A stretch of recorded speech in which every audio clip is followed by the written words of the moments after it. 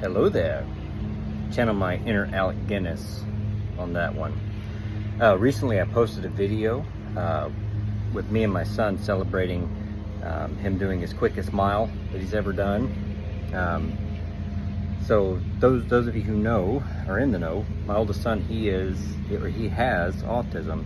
I have to catch myself because he isn't autism. He's my son, and he has autism. What defines him is him being my son, not the things he struggles with. And I hope that can be something that I can view everybody as not the things I struggle with.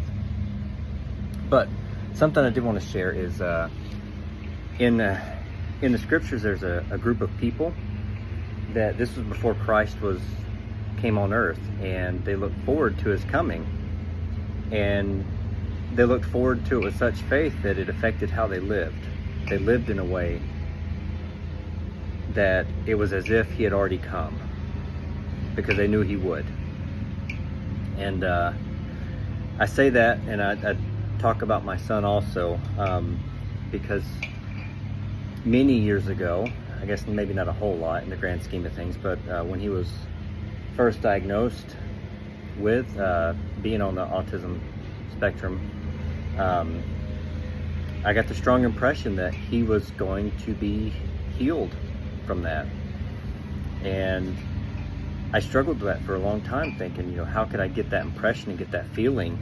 And he's still struggling with it. And I read the story about those people that looked forward to Christ's coming as if it had already happened. And it hit me. Christ has already come. He has already paid for all of our shortcomings. He has suffered for all of our illnesses. He has been resurrected so that we can be resurrected and have perfected bodies. So that feeling of my son will be healed, or any of us will be healed, do I have enough faith to look forward to it as if it is something that has already happened? Because it will. And in the grand scheme of things, Christ already has healed him.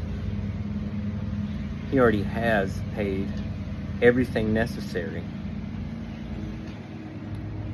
to span that chasm of imperfection and death to perfection and life. And he's already done that. And I think that's why it's so important that when I look at my children, and my oldest son too,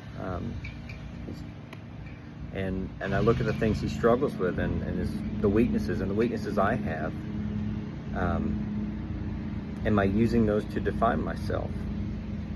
Or am I using the things that will never change to define myself? Who am I?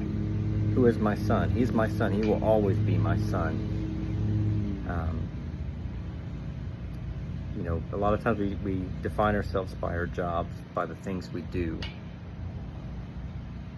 But the things we do seem to just be a symptom of who we are.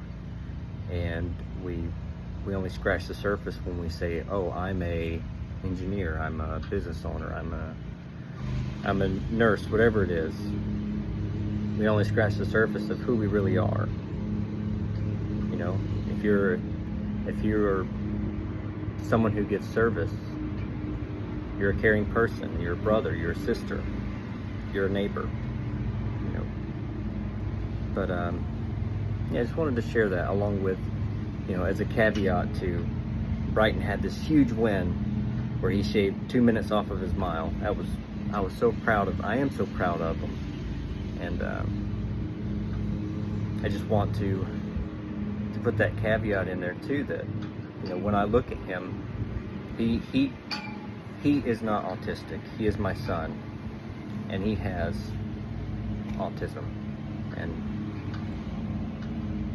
And I guess my hope is that I can look at everyone with that lens, and everyone can look at each other with that lens too. So again, thanks for tuning in, and hope to hear and see more from you.